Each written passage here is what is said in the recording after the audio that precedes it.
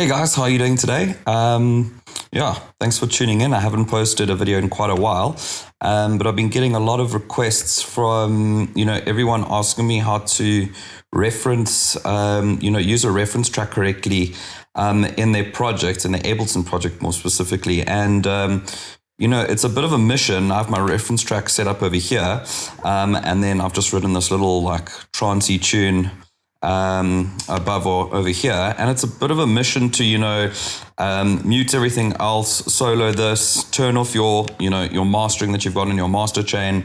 On my master chain here, I've just got a little glue compressor, a little bit of OTT, EQ, and finally just this invisible limiter here.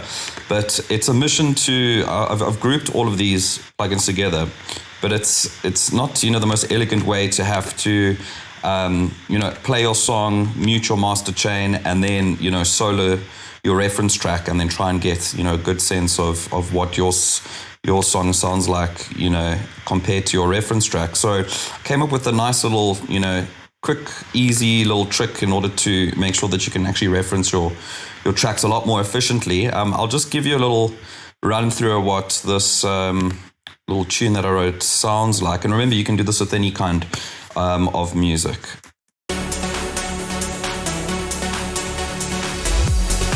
And then turn mastering on.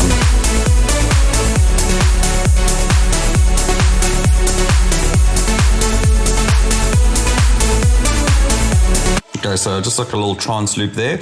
And yeah, it's a little bit fiddly in order to have to, go to your master, turn off all your plugins, solo your track that you want to reference, and then play it. It's just not the most elegant way. I'm using my reference track here is by Protoculture. Just awesome South African producer. So the way that I go about, getting around this is I'll have my mastering on.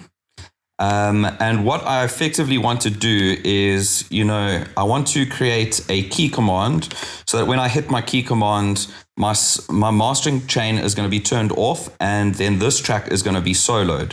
Because otherwise, if we don't turn our mastering chain off, then this track is going to be kind of double mastered, all right? And we don't want that. So, this reference track sounds like this without any of my mastering chain on. Sounds really, really good, but if you have the mastering chain on, it distorts and you can't really reference your track correctly, all right? So what we want to do is we want to have this reference track muted, okay? So we don't want to have it on, and we want to have our mastering effects chain on, all right? And now a really quick little simple workaround is if you go to, first of all, you need to make sure that your mastering plugins all grouped together, all right? The second thing is we need to assign a key command to do two things. One is to unmute our mastering chain, and at the same time, we need to solo our reference track, okay? So we start with the mastering chain on and our solo, our reference track muted, all right, and unsoloed. So what we do is we hit our key command button here at the top right. What we want to do is click on the on button of our mastering chain. Okay, so we click there, and you can assign whatever number you want, but I'm just using my numlock number 5. So we press 5 on your keypad, on your number keypad, and that gets assigned to the on button. Then what we want to do is click on your solo button on your reference track and click the same button, 5. And now we're done. All right, so you can just click your key command editing here again, just to exit out. And now what's going to happen is, just go back to my master channel here, is as you can see, our reference track is muted and not soloed, and our mastering chain is on.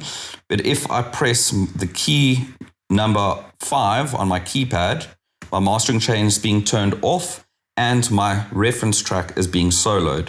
So now this is a really, really quick way just to reference, to A/B comparison your mix with somebody else's and not have, the reference track have all of those mastering plugins on at the same time. And it's just a really quick way to flip in between. So I'll just do a quick little comparison here. This is still, I'm going to be flipping from, the little track I made to the reference track by just hitting the number 5 on my keypad.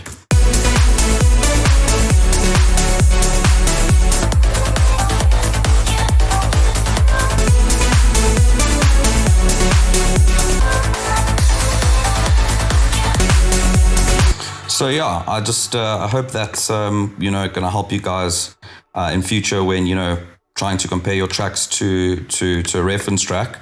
And remember, you can be doing edits, you can mix on the fly, and just hit that little 5 button whenever you like at any point in your track to get to switch over to your reference track and just have a little listen. Hopefully, it helps a lot with your mixing, with your mastering. And that's pretty much it for today's video. Guys, hit that subscribe button, give this video a like, and I hopefully will be posting more videos soon. Cheers.